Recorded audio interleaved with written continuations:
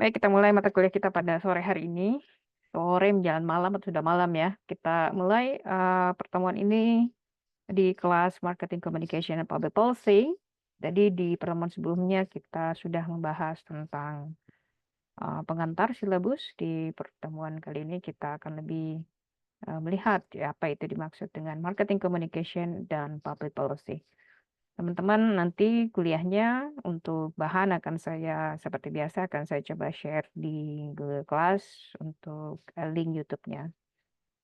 Baik, jadi teman-teman, pendekatan mata kuliah Marketing Communication dan Public Policy ini dipakai di beberapa universitas top dunia, seperti misalnya LSE, kemudian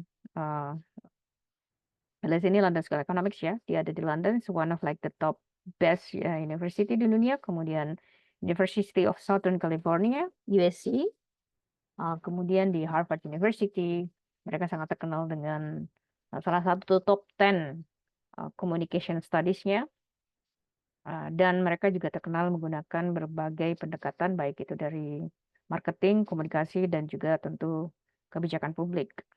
Salah satu yang paling terkenal juga adalah Kennedy School of Government. Itu rata-rata pemimpin dunia itu kuliah di sana, dan mereka salah satu dari pendekatan yang mereka gunakan dalam mata kuliah mereka adalah marketing, communication, dan public policy.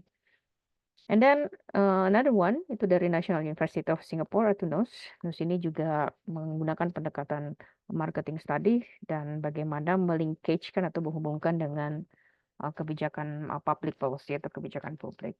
Yang terkenal adalah Lee Kuan Yew School of Public Policy, dan banyak dari pejabat kita atau high ranking officials juga yang belajar di sana. Nah, therefore kita bisa mengasumsikan bahwa mata kuliah ini atau Marketing Communication Public Policy ini adalah salah satu mata kuliah yang memiliki impactful yang cukup besar, baik itu dalam skala global, kita lihat dari pendekatan universitas top di dunia. Baik, teman-teman, ada 3 hal yang perlu kita pahami bersama di dalam mata kuliah ini. Jadi kalau kita lihat ada 3 pendekatan utama, yakni ada yang disebut dengan market. Jadi kalau kita belajar tentang marketing, communication, dan public policy, itu terdiri dari 3 sub ya, atau 3 pembagian. Ini ada dari kata marketing, ya, kemudian ada kata marketing communication, ya, kalau kita lihat di sini, dan juga ada pendekatan public policy. Jadi at first kita lihat dulu marketing itu. Ya, kita lihat pada bagian pertama adalah marketing. Teman-teman, marketing ini sebenarnya bagi Anda yang belajar atau sudah pernah sedikit membaca tentang Principle of Marketing by Philip Kotler, itu mungkin sudah sangat paham ya apa itu marketing. Nah, kalau kita lihat dari runtutannya, marketing communication ini berasal dari kata market. Market ini kan artinya pasar. Nah, ketika dia ditambah ing di belakangnya, dia menjadi gerund. Kalau kita lihat dari Latin secara epistemologi ya, secara etimologi kita lihat kata marketing ini berasal dari bahasa Latin, artinya mercantus, yang artinya adalah marketplace atau tempat di mana orang melakukan transaksi jual beli atau perdagangan. Nah, pendekatan ini kemudian secara by the time itu evolve atau berkembang. Di dalam pendekatan modernnya sering kita gambarkan sebagai proses yang mencakup promosi, kemudian penjualan, and exchanging product or services atau pertukaran produk dan service antara bisnis dan konsumen. Nah, namun secara perkembangan yang lebih jauh lagi, kadang-kadang tuh pakar itu memiliki persepsi yang berbeda. Karena marketing itu sebenarnya dia lebih diinterpretasikan sebagai satu pendapat bagaimana orang itu mau tertarik dengan produk atau tujuan kita. Nanti itu akan saya jelaskan lebih jauh. Nah, teman-teman, ada 6 aspek yang perlu Anda pahami bersama kalau kita belajar tentang marketing. Pertama adalah aspek yang paling penting adalah customer behavior, jadi perilaku konsumen. Nah, apa yang dimaksud dengan customer behavior? Customer behavior ini mempelajari how, jadi bagaimana dan kenapa satu individu itu membeli sesuatu. Nah, di dalam pendekatan, kalau kita tarik kembali dalam pendekatan ekonomi, kalau Anda belajar tentang teori itu, commonly dalam pendekatan ekonomi itu sering mengasumsikan bahwa customers itu rasional. Tapi in fact, sebenarnya dalam rule of marketing itu kita harus selalu men-treat customers itu sebagai irrational customer. Karena kebanyakan dalam pengambilan keputusan mereka itu dipengaruhi oleh pemikiran-pemikiran atau persepsi irasional. Saya berikan contoh misalnya pada teman-teman semua, mungkin teman-teman pernah membeli barang yang Anda beli saja tapi tidak Anda pakai, atau misalnya nih ya, Anda punya beberapa set pakaian yang mungkin pakaiannya cuma sekali Anda pakai, kemudian tidak pernah dipakai lagi. Nah, kalau sebenarnya kita berhitung secara logika kan, kita hanya butuh, let's say like 7 pieces of clothes ya, 7 pasang baju misalnya. Tapi kan saya meyakini dengan kuat teman-teman memiliki lebih daripada itu ya. Atau mungkin Anda memiliki beberapa set sepatu atau mungkin bahkan handphonenya ada yang 3 padahal pekerjaannya mahasiswa dan sampai ke money misalnya nih ya, itu juga adalah irrationality. Nah, itu perlu Anda pelajari teman-teman kalau kita belajar tentang marketing. Karena kalau marketing itu kita belajar tentang perilaku dari konsumen. Ya, dan mempelajari pola perilaku konsumen ini sangat berkaitan erat dengan pendekatan psikologi.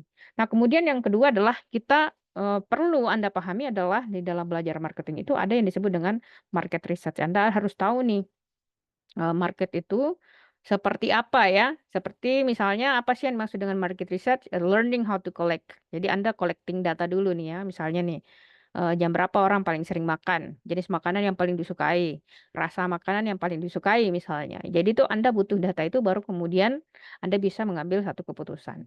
Nah, you have to collect the data, kemudian menganalisa data dan tentu saja menginterpretasikan data dalam memahami kebutuhan pasar. Nah, itu yang Anda perlu ketahui. Jadi, tadi kita belajar tentang apa yang harus kita pahami dalam marketing, ada customers behavior, consumer behavior, kemudian ada market research. Kemudian yang ketiga adalah Anda perlu memahami tentang marketing strategi. Jadi apa yang dimaksud dengan marketing strategi? Secara simpel adalah knowing how to create. Jadi kita tahu nih bagaimana cara kita menciptakan dan mengimplementasikan strategi untuk meet business objective. Untuk bisa ketemu objektif dari bisnis tersebut. Misalnya objektif dari bisnis tentu of course ya expanding memperluas pasar, kemudian increasing sales dan sebagainya. Nah, aspek berikutnya adalah digital marketing. Jadi tentu bagi kalian semua sudah sangat paham ya tentang apa itu digital marketing. So, familiarity with online marketing, Anda harus sudah bisa cukup familiar atau mungkin sangat familiar dengan online marketing tools, platform seperti misalnya sosial media, kemudian search engines, dan tentu juga adalah email marketing. Jadi sekarang kalau kita lihat hype-nya itu lebih nowadays ya, itu lebih kepada digital marketing. Kemudian kelima, kita harus ya bisa setidaknya memahami tentang brand management. Nah, ilmu brand ini banyak lokusnya, banyak cakupannya. Ada yang disebut dengan brand personality dan sebagainya. Hopefully di kesempatan berikutnya kita bisa belajar agak sedikit tentang itu ya. Kemudian kita lihat apa itu brand management, seperti misalnya understanding how to create. Jadi bagaimana kita menciptakan, menjaga, maintain dan membuat brand tersebut itu bisa berkembang. And the last one that basically you need to get itu the knowledge dan yang perlu teman-teman dapat adalah atau pahami adalah economic and business fundamentals. Jadi harus tahu fundamental ekonomi dan fundamental bisnis itu. Jadi biasa teman-teman kalau kita belajar tentang ekonomi itu biasanya cakupannya makro. Kita belajar tentang ekonomi suatu negara. While kalau kita bicara tentang bisnis fundamental atau fundamental bisnis biasanya ini related to dengan company ya. Jadi skopannya kalau kita bicara tentang ekonomi itu jauh lebih general atau secara makro, bisnis fundamentalnya lebih mikro. Jadi Anda perlu tahu basic knowledge dalam ekonomi, kemudian keuangan, dan juga business management. Nah inilah yang kalau kita bicara tentang marketing, ini adalah dasar-dasar knowledge yang perlu Anda tahu. Nah, kalau kita runutkan, ilmu marketing ini sebenarnya adalah ilmu yang masih kita bahasnya itu cukup muda ya. Karena dia baru muncul di abad ke-19 20. Nah, Dari 1900-an itu baru muncul pembahasan-pembahasan tentang marketing.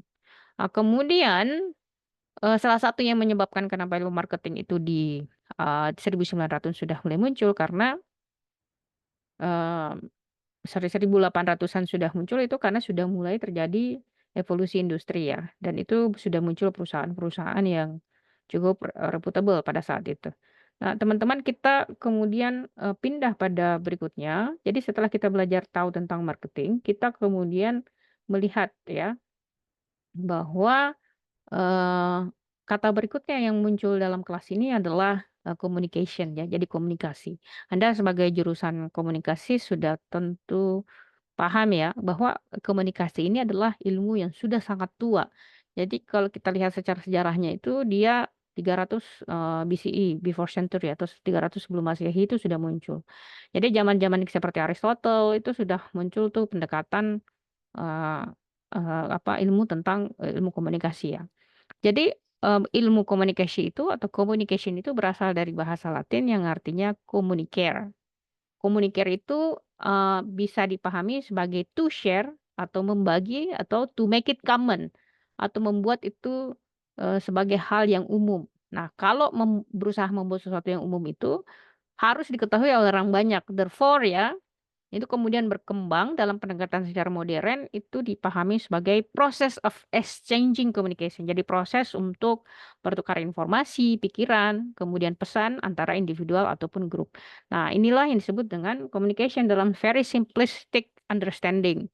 Nah, apa yang perlu dipahami atau knowledge yang perlu Anda pahami dalam memahami komunikasi, tentu pertama adalah Anda harus tahu communication theory.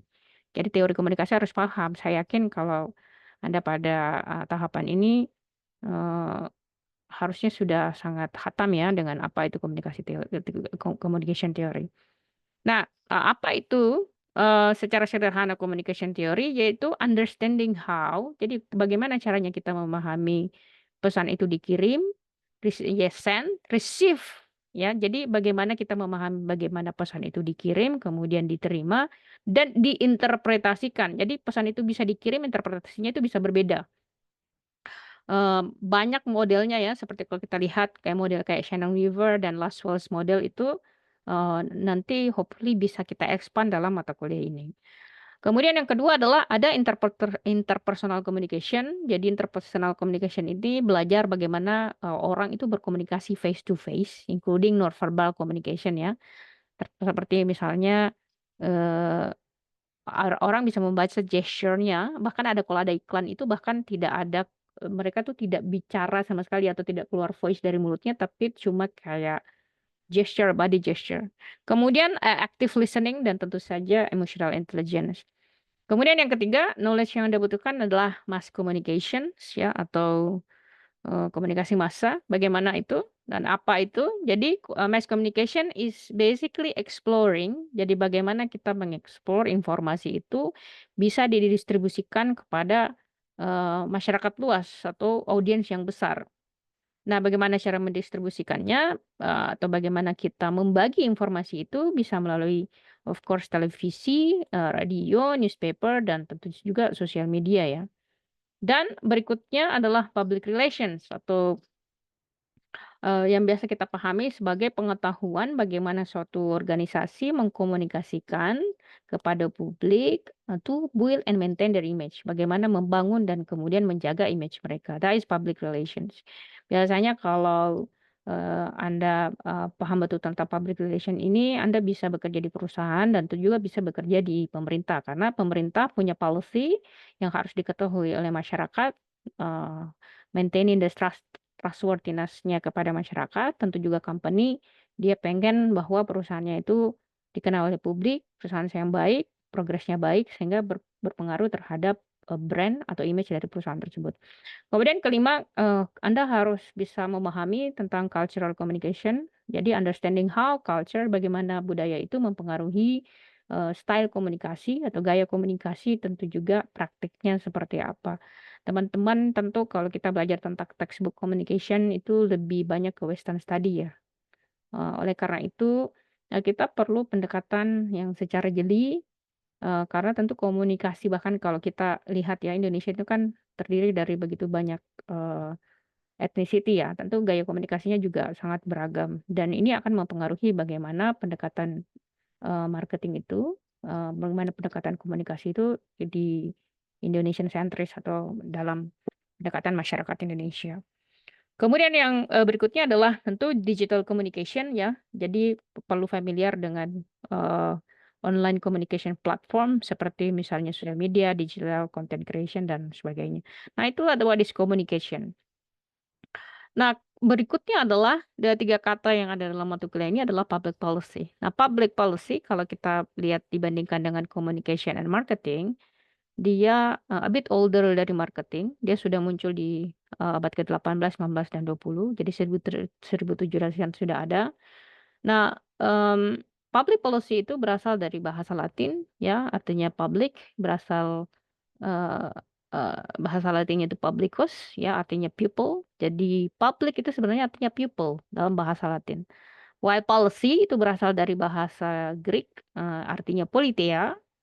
Politeia ya, which refers to organization and governance of the state. Jadi dia merujuk pada organisasi atau, pemerintahan suatu negara. Nah, jadi dia terdiri dari 2 kata, which is basically public, publicus ya, artinya orang, jadi public itu orang, kemudian, policy itu adalah, politeia, ya berasal dari bahasa Yunani. Politeia, yang artinya the organization and governance that state atau organisasi atau, pemerintahan dari sebuah negara. Dalam pendekatan modernnya, secara terus-menerus ya, public policy itu kemudian berkembang dan dideskripsikan sebagai action and decision, jadi aksi dan desisi yang dibuat oleh, aksi dan keputusan yang diambil pemerintah untuk to address societal issue, ya untuk mengatasi permasalahan sosial dan juga mengatasi, public affairs, hal-hal yang berhubungan dengan publik. Nah, teman-teman, apa yang perlu Anda pahami dasarnya ketika belajar tentang public policy, mungkin kalau kita belajar tentang marketing ya, so if we study about marketing and then we study about communications, mungkin Anda sudah cukup, memiliki background yang kuat. Nah, kalau kita belajar public policy, di sinilah, intersection-nya antara political science. Anda perlu memahami yang disebut dengan sistem politik ya, bagaimana kita memahami pemerintah itu bekerja dan bagaimana kebijakan tersebut dibuat. Nah, kemudian yang kedua, Anda perlu memahami setidaknya fundamental dari ekonomi atau pendekatan ekonomi. Jadi bagaimana uang, kemudian sumber daya, dan tentu juga pasar itu berimpak terhadap, pembuatan kebijakan. Berikutnya adalah 3 ya, law, atau hukum. Jadi Anda harus bisa familiar atau sudah memahami, hukumnya seperti apa, regulasinya seperti apa untuk ya, to ensure policy are legal, untuk memastikan bahwa kebijakan itu tuh benar-benar bisa terpakai ya, atau kita bisa terapkan. Dan yang ketiga adalah policy evaluation atau evaluasi dari kebijakan. Jadi bagaimana kita mempelajari efektivitas dari kebijakan tersebut melalui tools ya atau perangkat seperti misalnya cost benefit analysis. Itu biasanya kita pakai di dalam pendekatan public policy. Bagaimana kita mengetahui bahwa public policy tersebut dia efektif atau tidak. Nah, inilah 3 kata yang, sebenarnya kalau kita bedah menjadi 3 ilmu yang berbeda, tetapi ada intersection-nya atau ada keterkaitannya. Nah, ini yang akan kita bahas, lebih lanjut. Baik, teman-teman, kita pindah pada slide berikutnya. Hold on. Nah, so apa itu marketing communication? Jadi kalau tadi kita belajar tentang marketing and communication itu berbeda, sekarang kita lihat. Tuh marketing communication karena mata kuliah ini adalah marketing communication and public policy. Jadi marketing communication itu menjadi sub yang satu atau terikat satu sama lain, sementara public policy is basically different dengan marketing communications. Nah, kita melihat definisinya berdasarkan dari pendekatan, scholars atau akademisi. Kalau kita lihat pendekatan dari, eee, scholars ya, seperti misalnya Philip Kotler. Philip Kotler ini sudah sangat terkenal ya, profesor, marketing dari Harvard University, mendefinisikan komunikasi sebagai the means by which firm ya usaha dari perusahaan ya untuk menginformasikan, to inform ya, untuk menginformasikan, to persuade, untuk mengajak dan mengingatkan konsumen ya, mengingatkan kembali konsumen. Apakah itu secara directly atau secara langsung atau tidak langsung mengenai produk dan brand yang mereka jual. Ya, jadi itu definisi dari Kotler dan Keller. Nah, ini berarti disemphasize that peran dari komunikasi dalam membangun apa namanya, hubungan dengan konsumen itu sangat besar sekali ya. Jadi sebenarnya marketing communication itu adalah bagaimana kalau kita lihat pendekatan dari Philip Kotler ini bagaimana membuat konsumen itu memiliki atau merasa memiliki hubungan dengan produk ya atau brand yang akan dijual oleh perusahaan. Nah, sekarang kita lihat pendekatan dari Bells and Bells ya. Dia mendefinisikan bahwa marketing communication itu adalah coordinated promotional message. Jadi, pesan promosi yang dilakukan secara terkoordinasi and related media dan media yang berhubungan yang digunakan untuk mengkomunikasikan produk tersebut kepada pasar. Jadi ini adalah proses kalau secara sederhana kita bisa mengatakan bahwa marketing communication itu adalah pesan promosi yang dilakukan secara terkoordinasi ya, baik itu melalui media yang digunakan untuk mengkomunikasikan dengan pasar. Nah, so they highlight the integration of different promotional tools to reach customers. Jadi mereka menggunakan berbagai tools-tools promosi untuk menjangkau konsumen. Nah, berikutnya kalau kita lihat pendekatan dari Chris Fields, dia menjelaskan bahwa marketing communication is basically a management process through which organizations engage. Jadi manajemen proses yang mana perusahaan tersebut berhubungan dengan audiens yang begitu beragam. Nah, gimana caranya? Dengan memahami by understanding and audience communication, memahami audiens itu maunya seperti apa, berkomunikasinya seperti apa, lingkungannya seperti apa. Dan organization seek to develop and present message. Jadi organisasi itu dia membangun dan menghadirkan pesan for their identified stakeholders group sesuai dengan stakeholders yang mereka ingin jangkau. Jadi komunikasi itu harus disesuaikan atau harus di-tinkernya harus dibuat berdasarkan dari target konsumen kita atau target groups yang akan kita reach. Before evaluating and acting upon the response. Sebelum kita mengevaluasi dan melakukan tindakan terhadap respon tersebut. So definitely kalau dia Chrisfield ini melihat bahwa marketing communication ini fokus pada strategic process atau proses proses strateginya itu bagaimana berhubungan dengan audiens atau membuat audiens itu mau engage atau punya respon feedback terhadap produk yang kita miliki. Nah, sementara kalau kita lihat dari pendekatan seperti Scholes, Debenham, dan Lauterbur, itu mendefinisikan marketing communication sebagai a dialogue between company atau dialog antara perusahaan dengan konsumennya yang dialog itu diambil sebelum mereka membeli barang atau biasa kita sebut dengan pre-purchase ya. Jadi sebelum membeli barang itu kan Anda melakukan biasanya nih ya, Anda kan melakukan scrolling dulu tuh atau cek barangnya seperti apa, lihat komennya.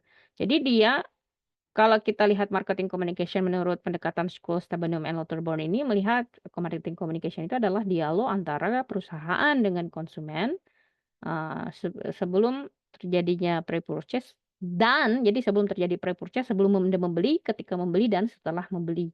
Nah, itulah menurut mereka ini marketing communication. Jadi pendekatan dari Scholes dan Debenham ini menekankan pada two-way communication atau pendekatan komunikasi dua arah ya, flow antara perusahaan dan konsumennya. Jadi tidak hanya konsumen yang berkomunikasi dengan customer-nya, tapi juga customer yang berkomunikasi dengan perusahaan tersebut.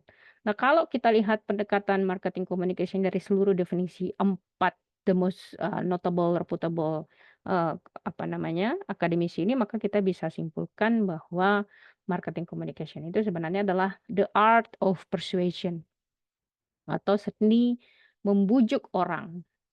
Jadi kalau kita bicara tentang marketing communication, sebenarnya bagaimana caranya, secara sederhana ya, bagaimana cara kita membujuk orang supaya mau percaya dan mau membeli produk kita. Setidaknya mereka punya emotional connection with our brand. So, that is a very simple thing, kita bisa memahami seperti itu. Baik, berikutnya teman-teman, kita lihat karena kita kan belajar tentang marketing communication dan public policy. Oleh karena itu, setelah kita bahas tentang 3 kata yang berbeda seperti marketing, kemudian communication, kemudian public policy, therefore kita sekarang lihat nih pendekatan apa sih yang dimaksud dengan public policy. Seperti yang sudah saya jawab atau jelaskan di pertemuan sebelumnya, kita menggunakan buku ya, bukunya Thomas Dye, Understanding Public Policy. Nah, kita lihat dulu definisi dari public policy tersebut. Nah, beliau ini kalau orang yang mengambil public policy itu sudah pasti sangat tahu ya.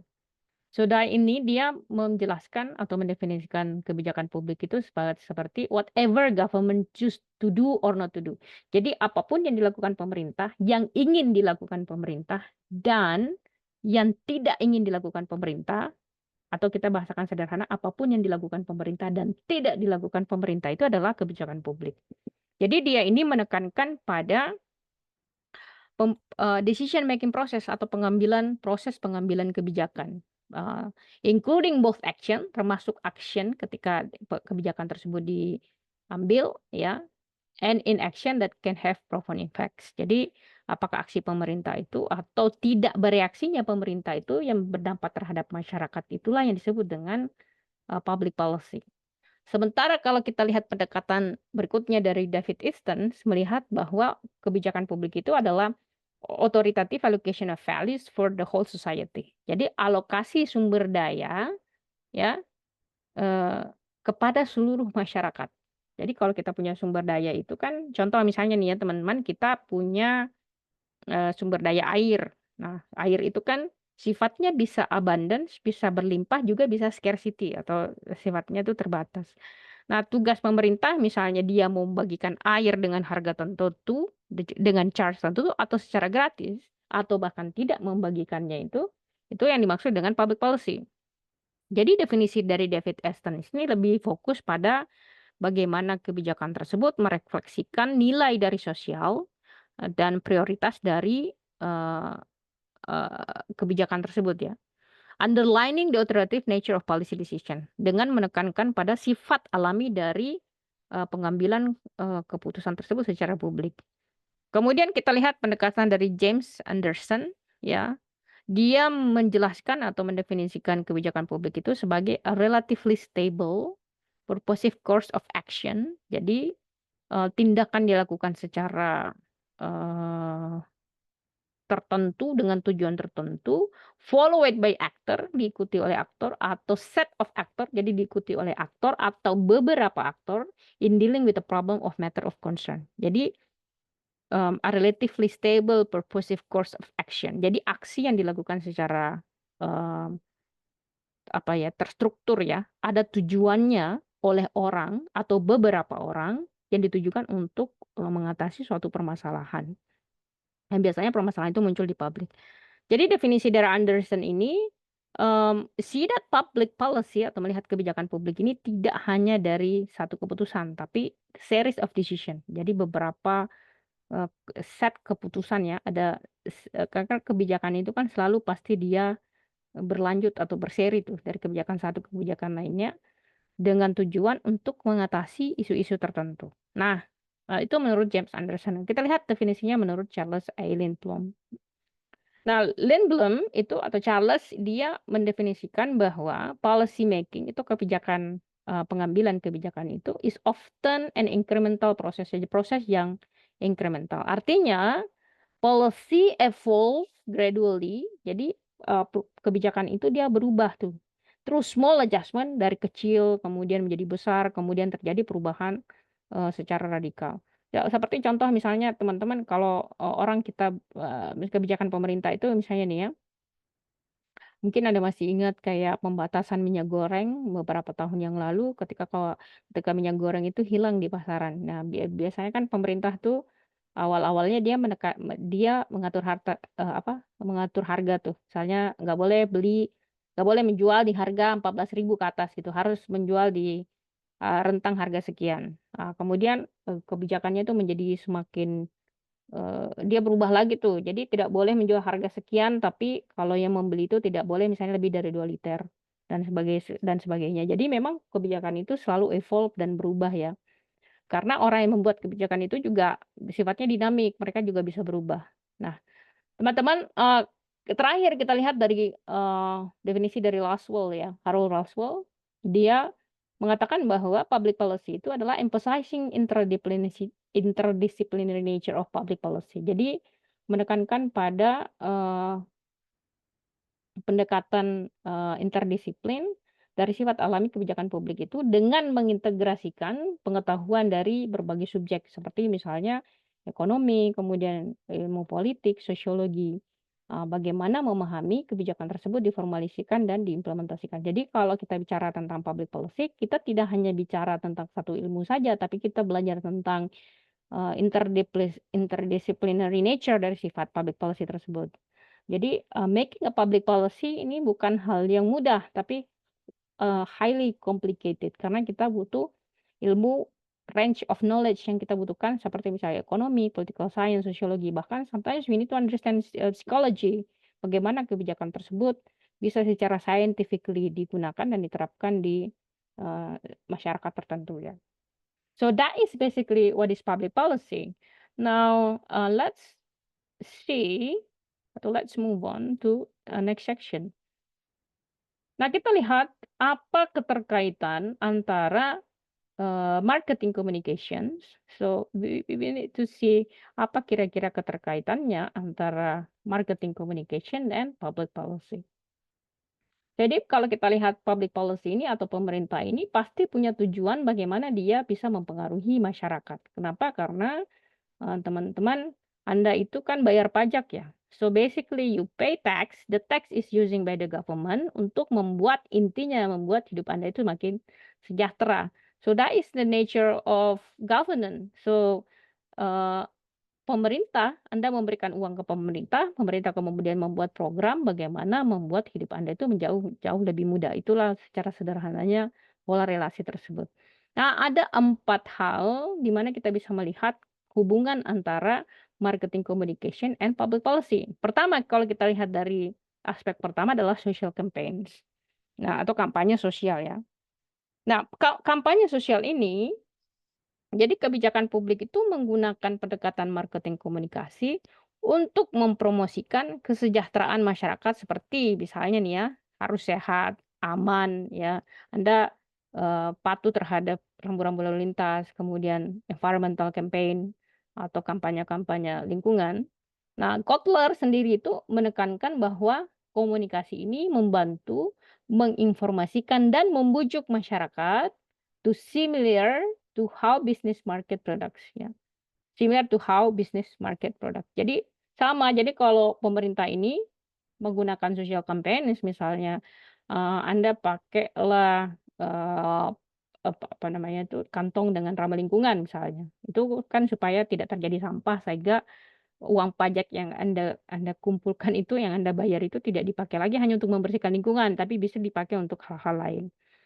Nah, itu bisa digunakan jadi intersection marketing communication dan public policy bisa kita lihat dari social campaign. Kemudian yang kedua adalah regulation advertising. Jadi apa itu regulasi dari advertising? Jadi public policy itu, public atau kebijakan publik ini meregulasi marketing communication ya, to ensure, untuk memastikan bahwa bisnis provide truthful. Jadi bisnis itu menyediakan informasi yang benar sesuai dengan standar etika yang sudah ditentukan. Jadi kalau kita lihat pendekatan menurut Bells and Bells, the coordination of promotional message, jadi koordinasi dari promosi itu harus sesuai dengan kerangka hukum. So must align with legal frameworks, particularly ya in sector like tobacco and alcohol. Terutama pada sektor-sektor yang bisa berdampak terhadap kesehatan orang seperti misalnya iklan rokok, kemudian iklan alkohol. Fortunately kita tidak punya masalah itu di sini ya, tapi kalau di luar itu dia menjadi signifikan. Kemudian ketiga, kita lihat hubungannya adalah corporate social responsibility atau CSR. Nah, kenapa CSR? Jadi kalau kita lihat marketing communication ini digunakan by business ya, oleh bisnis to align with public policy goals. Jadi marketing communication ini digunakan oleh bisnis untuk bisa sesuai atau sejajar dengan tujuan dari kebijakan publik. Seperti misalnya sustainability. Jadi kalau Anda lihat tuh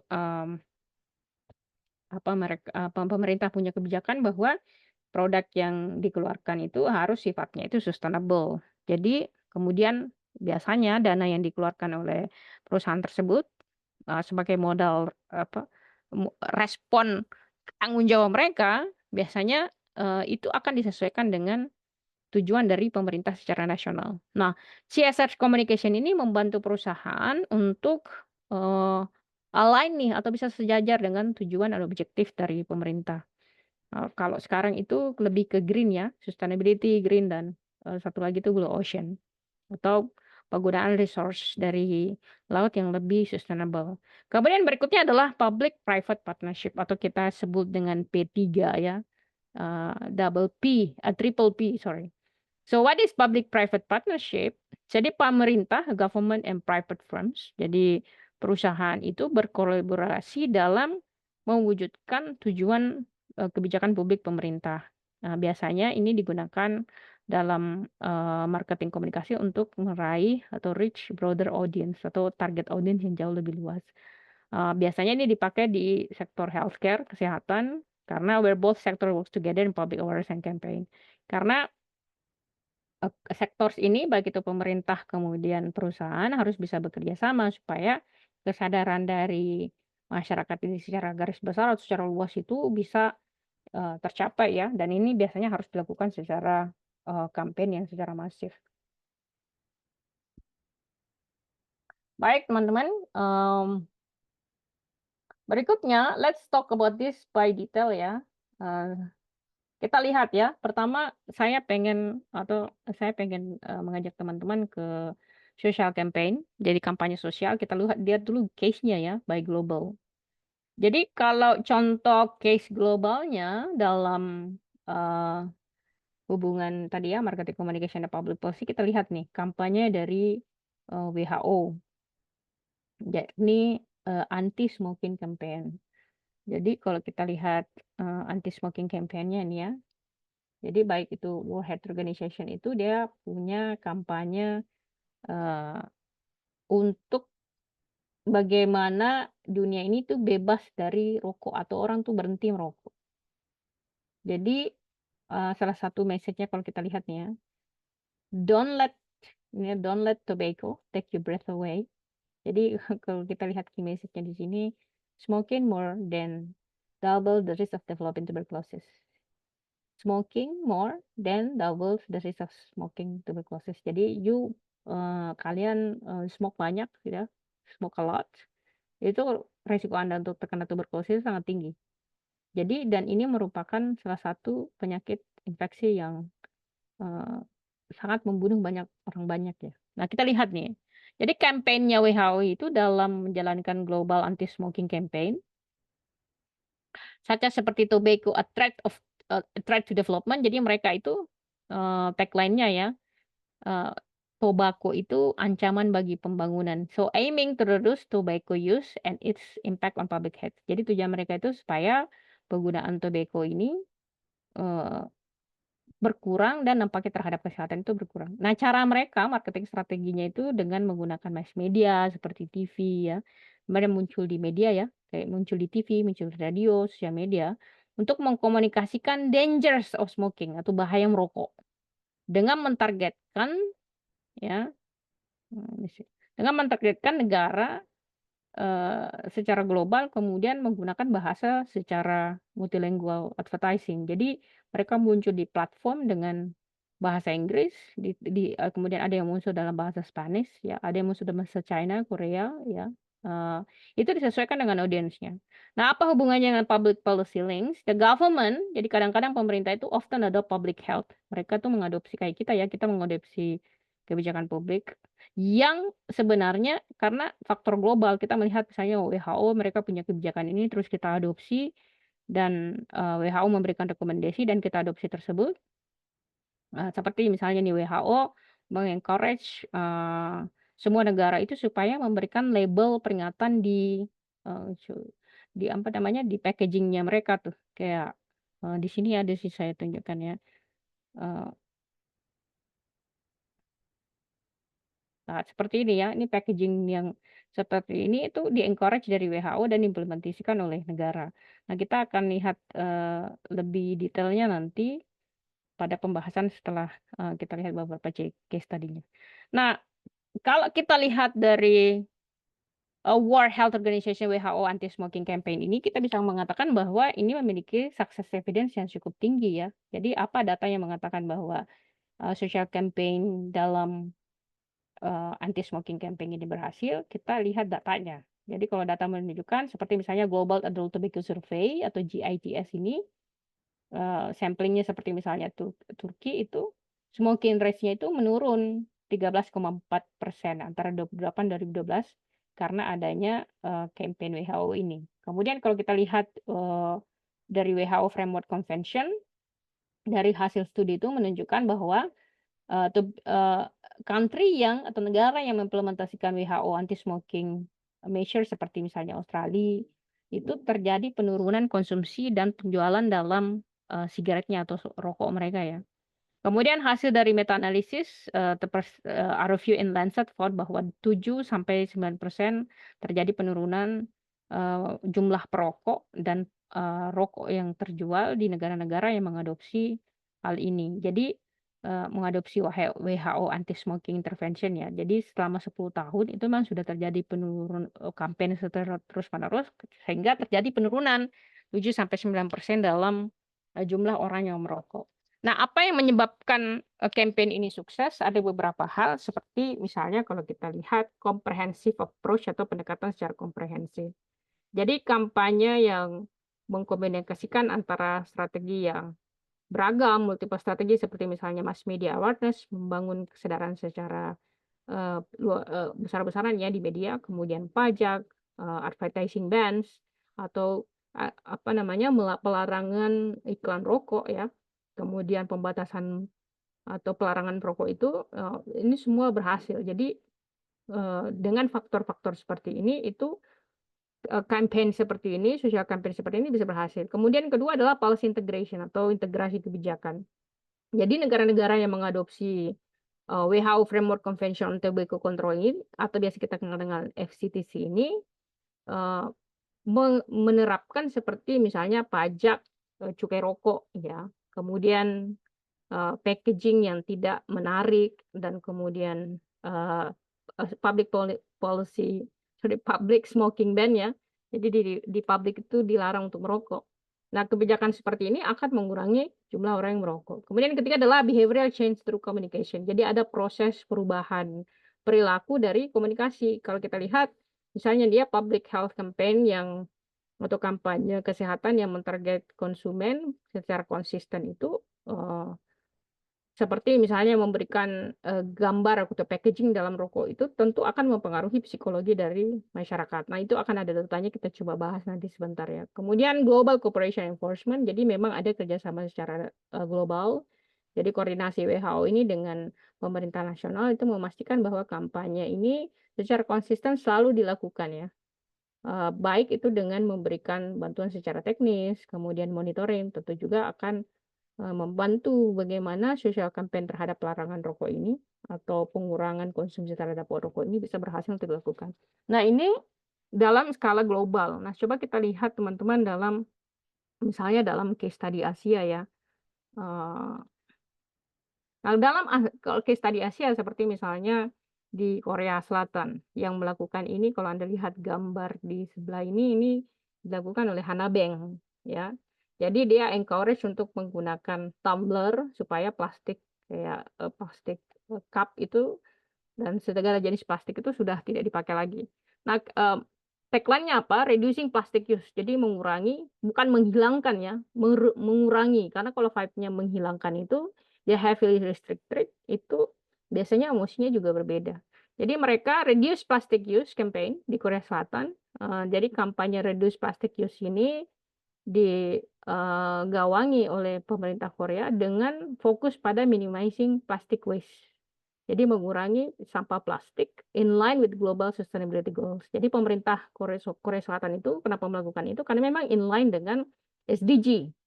Jadi ini, dibuat inline dengan SDG, juga inline dengan global concern. Nah, marketing strateginya itu dilakukan melalui advertising, kemudian public service announcement, eco-friendly partnership, jadi ada partnership secara eco-friendly dengan retailers, kemudian kampanye, dengan menggunakan misalnya reusable bags, eco-friendly product, dan biasanya pakai selebriti ya atau artis untuk, memperlihatkan nih bahwa mereka pakai recyclable recyclable product and et cetera. Nah, apa hubungannya dengan public policy? Kampanye yang dilancarkan di Korea Selatan ini, termasuk, misalnya, pemerintah mengeluarkan kebijakan untuk pelarangan, kantong plastik ya ketika Anda belanja di supermarket dan kemudian proses manajemen sampah itu harus dilakukan secara teliti dan terencana ya. Jadi pembagian sampah itu baik itu misalnya sampah plastik, sampah makanan dan sebagainya itu dilakukan dengan baik. Nah, ini adalah pendekatan pemerintah kalau kita lihat hubungannya dengan public policy. Nah, dia sukses jadi kampanye reduce plastic use di Korea ini berhasil. Kalau kita lihat datanya ya. Jadi plastic bag reduction itu di Korea itu sudah jadi penggunaan kantong plastik di Korea Selatan itu sudah berkurang tuh 70%. Di tahun 2019. Jadi angka ini mungkin kemungkinan besar semakin, penggunanya makin drop ya. Kemudian high recycling rates, jadi sudah tinggi angka, recycling-nya. Kita lihat 90% lah, jadi 90% dari, barang atau sampah di Korea itu sudah bisa recycling. Jadi dengan kebijakan kebijakan publik yang dikeluarkan oleh pemerintah direspon oleh masyarakat dan pelaku usaha, itu sudah sangat bagus sudah sangat sukses. Nah, kemudian ketiga adalah ada partisipasi publik. Jadi pada tahun 2020 dilakukan survei dan survei itu menghasilkan 90% dari orang Korea ini secara aktif berpartisipasi dalam mengurangi sampah plastik. Jadi memang, evidence-nya banyak ya bahwa campaign mereka ini berhasil. Nah, kemudian kita lihat apa yang menyebabkan mereka sukses. Nah, pertama adalah effective policy enforcement. Jadi effective policy enforcement ini seperti misalnya penggunaan single use plastic bags, jadi nggak boleh pakai plastik itu sekali pakai. Itu berhasil. Kenapa berhasil? Karena memang masyarakatnya itu punya awareness atau kesadaran yang tinggi. Nah, ini berhubungan dengan faktor kedua, misalnya tingginya kesadaran publik karena dampak dari campaign dan pendidikan itu dilakukan secara terus-menerus. Sehingga masyarakatnya juga sadar. Kemudian yang ketiga adalah strong recycling infrastructure. Jadi pemerintah itu dia menyiapkan infrastruktur untuk, daur ulang itu memang cukup bagus. Nah, teman-teman, berikutnya kita lihat contoh berikutnya itu di Indonesia ya. Nah, di Indonesia ini mungkin case study yang bisa kita lihat seperti misalnya kawasan tanpa rokok ya. Jadi kalau kita lihat ini dari Kemenkes, ada wilayah-wilayah itu tidak boleh ada asap rokok seperti tempat proses belajar mengajar. Ini questionable ya, karena kalau di kampus saya masih bisa melihat tuh di outside of kampus, masih di lingkungan kampus itu masih ada yang merokok. Kemudian fasilitas pelayanan kesehatan seperti rumah sakit, kemudian tempat anak bermain itu tidak boleh asap rokok, tempat ibadah, eee, masih ada nggak orang merokok di dalam pelataran masjid ya, angkutan umum, kemudian tempat kerja, tempat umum ya, tempat yang, ditetapkan itu menjadi, kayak tempat, buat masyarakat umum itu berkumpul, kayak misalnya mall dan sebagainya. Jadi ini adalah 7 tempat di mana orang tuh nggak boleh merokok, tapi coba diobservasi ya, apakah masih ada yang tidak melakukan itu. Nah, kita lihat ya, apa tujuan dari campaign ini, kawasan tanpa rokok. Jadi kawasan tanpa rokok ini, berusaha untuk mengurangi jumlah orang merokok di tempat umum. Jadi mereka itu membuat atau menciptakan, smoke free zone atau wilayah yang bebas asap rokok, seperti misalnya tadi ya, yang 7 tempat itu hospital, public transportation, restaurant, and offices. Nah, gimana cara marketing strateginya? Mereka menggunakan campaign dengan menggunakan mass media, termasuk televisi, radio, platform digital untuk meningkatkan kesadaran dari masyarakat tentang bahaya rokok tersebut. Nah, juga muncul tuh physical science, muncul kayak apa namanya? How to say that? Kayak pamflet ya, atau tanda-tanda tuh kayak di sini tidak boleh merokok atau bebas rokok. Nah, itu salah satunya. Nah, kemudian kita lihat apa hubungannya dengan kebijakan publik, teman-teman. Jadi kebijakan publik ini align dengan kebijakan pemerintah ya, Undang-Undang nomor atau Undang-Undang Kesehatan nomor 36 tahun 2009 yang meregulasi perilaku merokok ya di public spaces atau ruang publik atau di tempat publik. Jadi sekarang tobacco advertisement atau iklan rokok itu dilarang, restricted di certain media. Jadi dilarang di beberapa media. Dan tentu apa namanya kebijakan pemerintah itu mewajibkan setiap perusahaan rokok itu ketika dia menjual barang itu harus ada labeling yang seperti ini. Jadi dia harus ada labelingnya seperti ini. Nah, apakah pendekatannya, pertanyaan yang menarik adalah apakah dengan dia memakai labeling seperti ini tuh akan sukses? Nah, data menunjukkan, teman-teman, ini data dari Health Canada Study 2003 itu juga memakai pendekatan yang sama. Jadi dia memberikan gambar yang buruk seperti ini di packaging mereka itu mampu menunjukkan bahwa 58% dari perokok itu berpikir ulang untuk merokok. Setidaknya mereka melihat, oh ini bahaya nih ya. Dan 44%-nya itu termotivasi untuk berhenti merokok. Jadi ini memang sangat efektif kalau pakai peringatan seperti ini. Kemudian studi dari WHO itu menunjukkan bahwa 25-30% dari orang yang melihat ini tuh punya keinginan untuk berhenti merokok. Ya, kemudian studi di Indonesia juga menunjukkan ya dari Kementerian Kesehatan menunjukkan 70% dari perokok itu melihat tanda ini, dia notice, dan 46%-nya itu membuat mereka tuh agak sadar untuk berhenti merokok. Jadi memang ini pemberian peringatan ini, image peringatan bahwa merokok ini buruk ini memang sangat efektif. Nah, kenapa dia efektif? Karena ada visual impact. Anda akan merefleksikan, ini kalau gue merokok nih, kemungkinan besar saya akan mendapatkan dampak-dampak kesehatan seperti ini. Kemudian itu kan by fear ya. Jadi pendekatan psikologinya itu fear. Semua orang takut tuh sakit. Semua orang takut tuh akan dapat kanker paru-paru atau misalnya giginya rusak dan sebagainya. Kemudian resiko, semua orang tidak mau punya resiko kesehatan, apalagi kalau sakit misalnya muncul penyakit berikutnya sehingga biaya menjadi besar. Kemudian perilaku behavioral change atau perubahan perilaku. Kalau kita lihat data-data menunjukkan misalnya setelah di Kanada diberlakukan atau diwajibkan packaging rokok itu harus ada memang 44%, dan di Indonesia 46% itu termotivasi untuk berhenti merokok.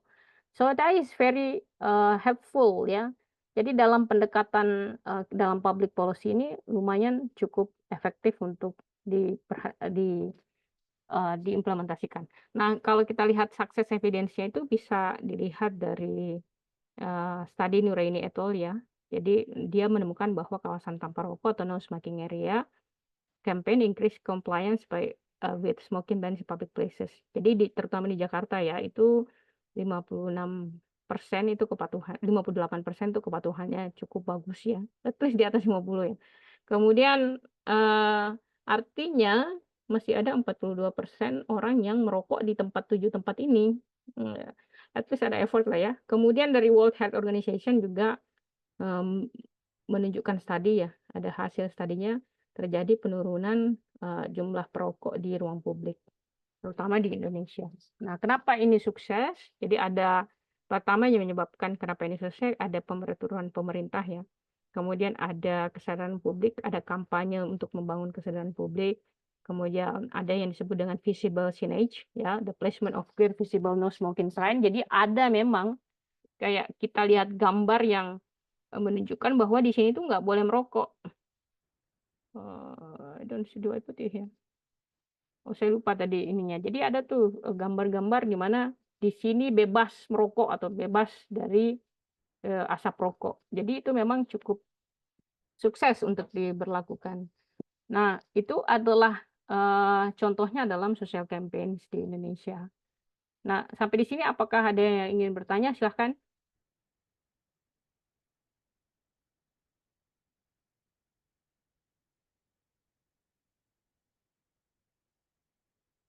Belum ya.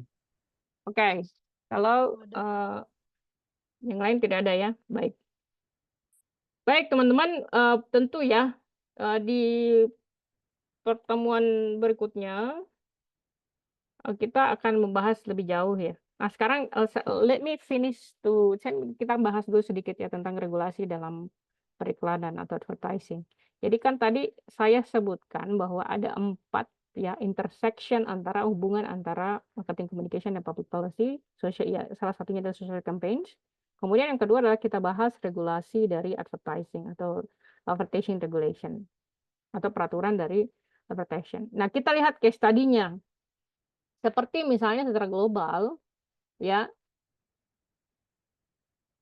secara global itu kita lihat ya, seperti misalnya tobacco advertising ban, yaitu tidak boleh ada lagi advertising iklan merokok untuk secara global ya. Jadi yang dilakukan ini, jadi World Health Organization atau WHO ini melarang adanya iklan rokok di 181 negara.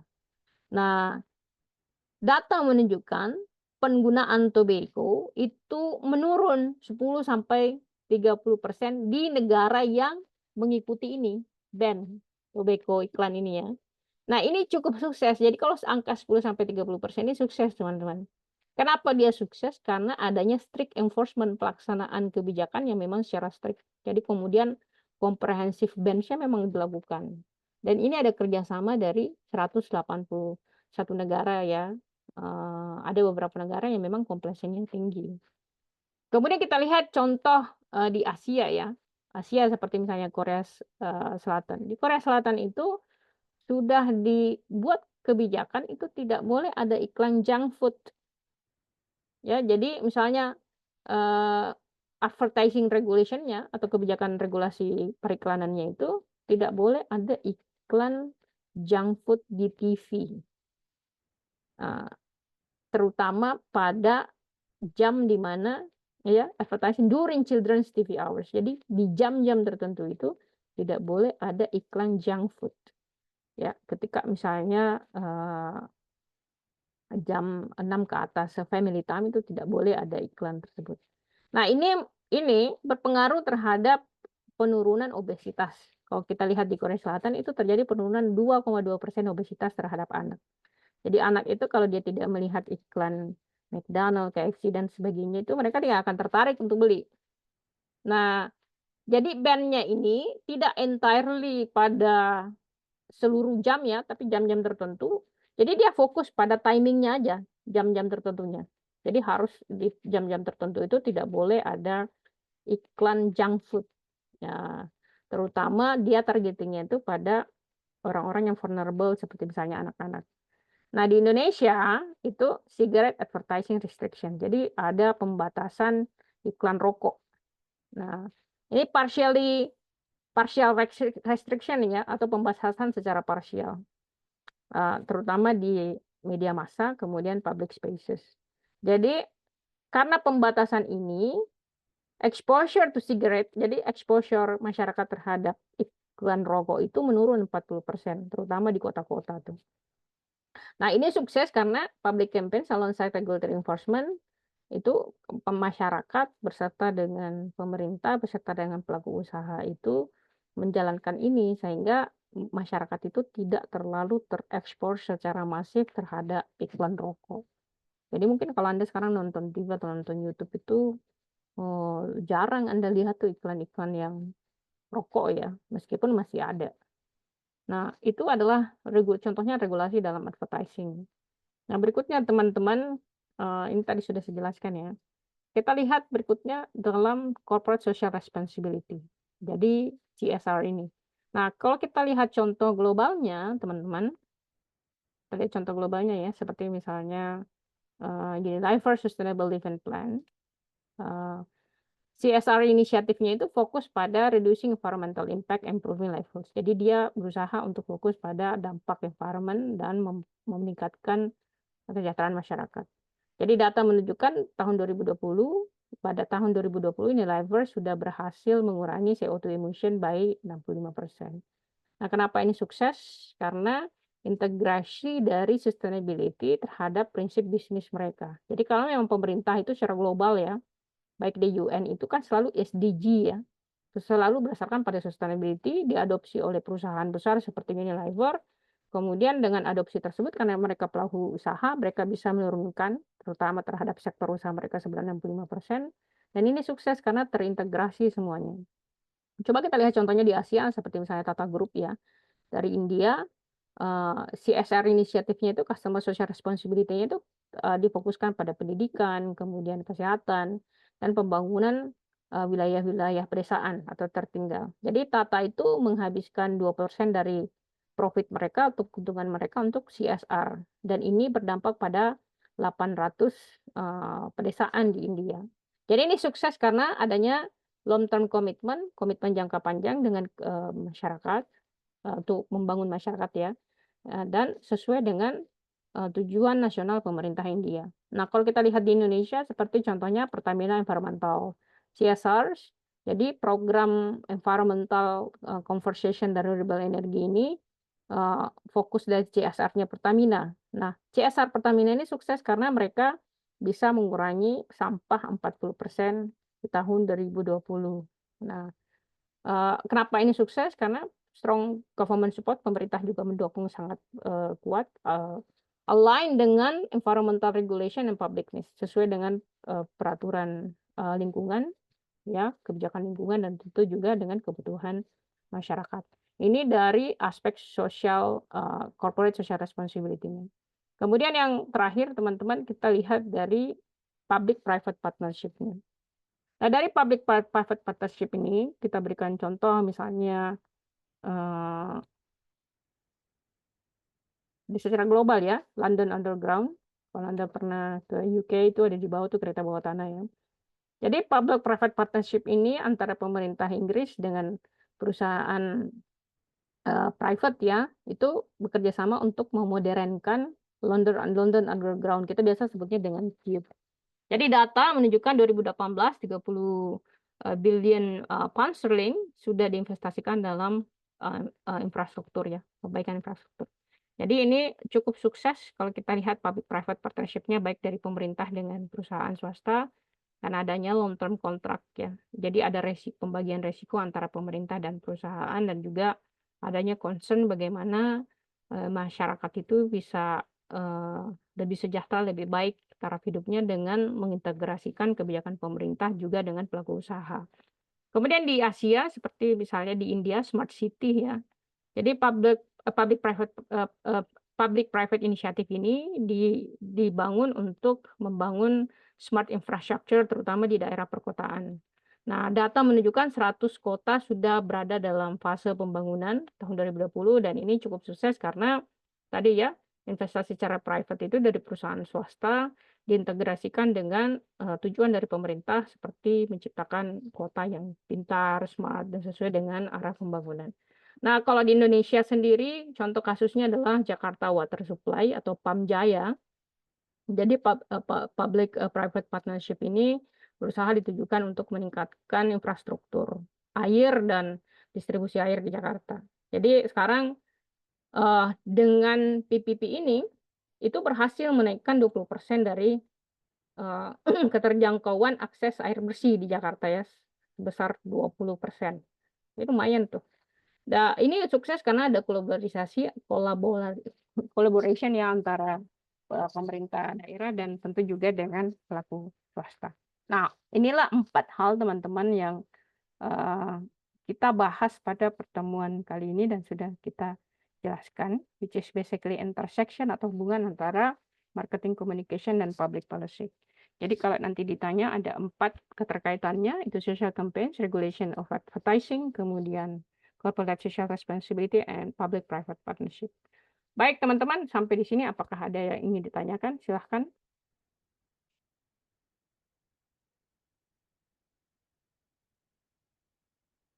Jika tidak ada teman-teman, maka saya cukupkan kuliah kita pada malam hari ini. Terima kasih banyak atas waktunya dan sampai ketemu di pertemuan berikutnya. Have a very good night. Bye everyone.